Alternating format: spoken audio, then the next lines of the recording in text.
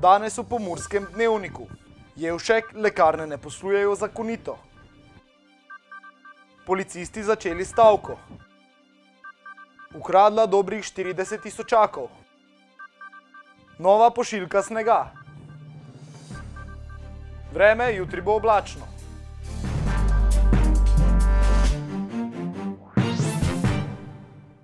Spoštovane gledalke, cenjeni gledalci, lepo pozdravljeni. Pred dnevi smo poročali, da je Višje sodišče v Mariboru ugodilo pritožbi soboške občine. S tem je pritrdilo stališču, da je bilo imenovanje Ivana Zajca za vršilca dolžnosti direktorja Pomurskih lekarn brez soglasja soboške občine nezakonito. Pomurske lekarne so se znašle brez vodstva, potem ko je bil Zajc izbrisan iz sodnega registra kot vršilec dolžnosti direktorja. S problematiko povezano s pomurskimi lekarnami, ki je javni zavod, se na soboški občini ukvarjajo že 2 leti. Ta problem poskušamo reševati že kar nekaj časa, torej skoraj 2 leti, iz preprostega razloga, ker ugotavljamo, da javni zavod Pomurske lekarne enostavno ne funkcionira zakonito in da je na nek način strani ustanoviteljev neobvladljiv. Jevšek je ob tem izpostavil dejstvo, da je aspirin pri nas dražji kot v sosednji Avstriji. Mestna občina Murska Sobota in vse občine in javni zavodi morajo praktično, če poenostavim, ko kupijo svinčnik, izvesti javno naročilo.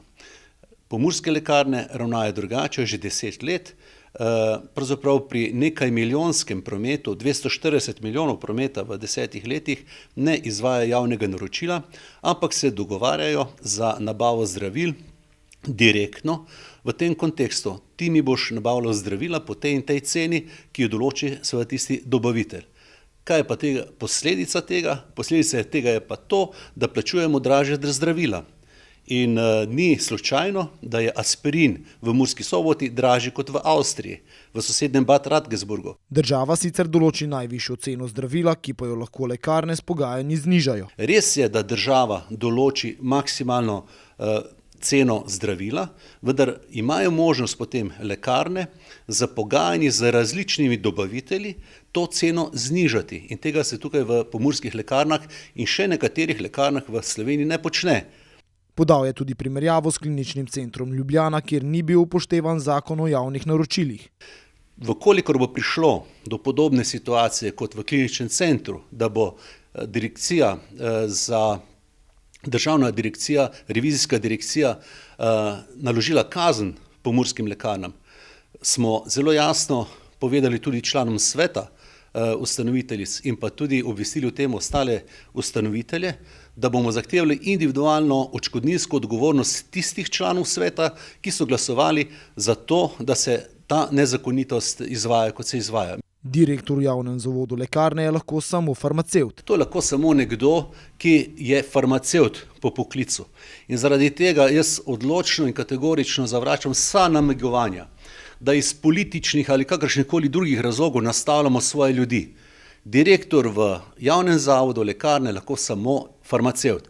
Jaz upam, da se bo na ta razpis prijavila kompetentna oseba, ki bo upoštevala zakonske določbe. In takšno osebo bomo v mestnem svetu tudi podprli. Po telefonu smo govorili tudi z Markom Viragom, pomočnikom vršilca dolžnosti direktorja.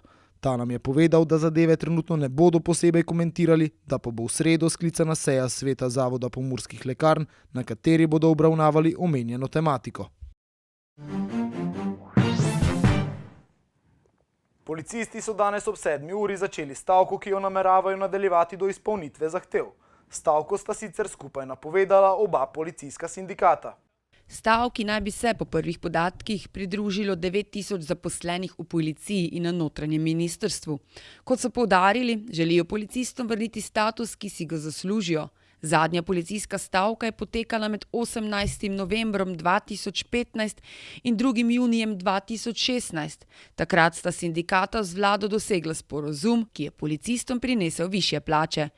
Ko so bila sredi lanskega leta v okviru odprave plačnih anomalij določena boljša vrednotenja delovnih mest pri ostalih pooblaščenih uradnih osebah, v policijskih sindikatih opozarjajo, da so bila porušena razmerja, dogovorjena s stavkovnim sporazumom in da je bil poklic policista ponovno razvrednoten, piše STA. Za stavko v policiji sicer veljajo določene zakonske omejitve. Sindikata pri napovedi stavkovnih aktivnosti za zdaj ostajate pri pojasnilu, da bodo odpravljali vse naloge, ki jih po zakonu morajo. Prav tako pa bodo storili vse, da preprečijo dejanja, ki predstavljajo nevarnost za življenje, zdravje ali premoženje ljudi. Policisti so na mejnem prehodu Petišovci prijeli žensko, ki je v Avstriji ukradla več kot 40.000 evrov. Pomurski policisti so bili 9. februarja okrog 17.46 strani Centra za policijsko sodelovanje v vratih Megvarje oziroma avstrijskih varnostnih organov obveščeni, da zaradi tatvine 40.000 evrov iščejo hrvaško državljanko zaposleno v Avstriji. Oseba naj bi potovala z osebnim avtomobilom znamke Škoda, ki naj bi ga vozil moški. Policisti so se uspešno vključili v akcijo in že ob 17.55 ustavili vozilo in osumljeni osebi na postaji mejne policije Petišovci na izstopu iz države. Oba, voznik in sopotnica, sta bila hrvaška državljana. Po temeljiti kontroli vozila in oseb je bilo v skritem delu torbice pri 53-letni ženski najdena večja količina denarja, natančneje 41.500 evrov. Obe osebi sta bili po zakonu o nadzoru državne meje zadržani do konca postopka. O zadevi je bil obveščen dežurni preiskovalni sodnik, ki je podal nadaljnje usmeritve. Zoper osebe ni bil podan evropski priporni nalog, ampak samo obvestilo, da je bilo kaznivo dejanje storjeno v tujini, zato je bil denar zasežen, oseba pa izpuščena. Da je Slovenija dežela golfa, je pred leti ugotovilo tudi mednarodno združenje golf turoperaterjev, ki je Slovenijo leta 2015 razglasilo za novo odkrito golfsko destinacijo. Igrišča po vsej Sloveniji beležijo zelo dober obisk, tako je tudi v Pomurju. V lanskem rekordnem turističnem letu so igrišča zabeležila rast števila igralcev. Večja igrišča so bolj zanimiva za tuje goste, manjša pa pritegnejo domače igralce.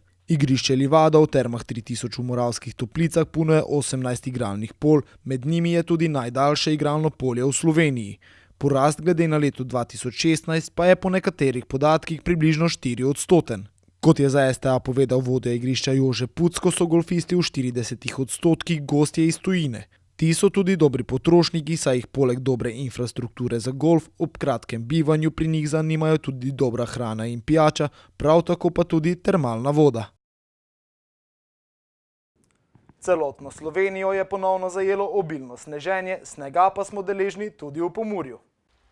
Danes zjutraj je sneg ponovno pobelil vso Slovenijo. Sneženje, ki je pred dnevi povzročilo nemalo preglavic na pomurskih cestah, se bo predvsem v vzhodni Sloveniji še okrepilo. V noči na torek bo sneženje sicer oslabelo, a bo še v torek predvsem v vzhodnih krajih, torej tudi v Pomurju, še rahlo snežilo. Ponekod v vzhodni Sloveniji, ponekod tudi na severu Slovenije lahko zapade od 15 do 20 cm novega snega. Lokalno pa bi lahko zapadlo tudi več.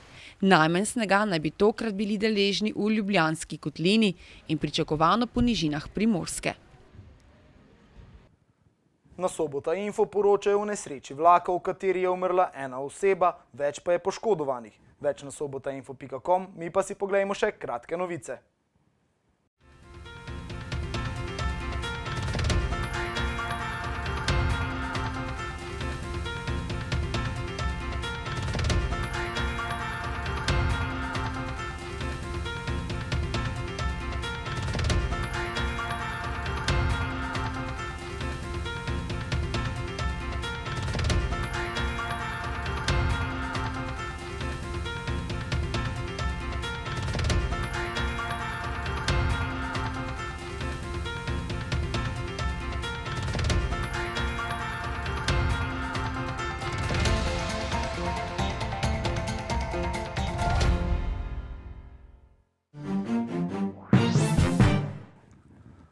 Kot smo slišali, je Slovenijo zajelo sneženje, ki se bo ponekod nadaljevalo tudi jutri. Več o vremenu pa v vremenski napovedi.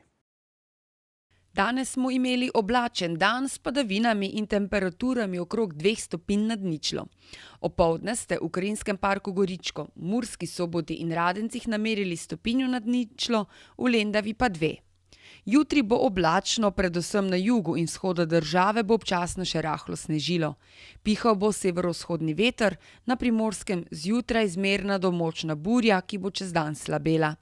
Najnižje jutranje temperature v vzhodni Sloveniji se bodo v Murski Soboti in Mariboru gibale okrog stopinje nad ničlo, dnevne pa le kakšno stopinjo višje. V sredo in četrtek bo precej jasno, zjutraj in deloma dopoldne bo po nekaterih nižinah megla. Jutra bodo zelo mrzla. Temperature v naših krajih se bodo dopoldan gibale med -8 in -2 stopinjama, dnevne pa med 3 in 5 stopinjami. Toliko smo vam pripravili v današnjem Pomurskem dnevniku. Za več informacij obiščite našo spletno stran. Bodite z nami in nasvidenje do jutri.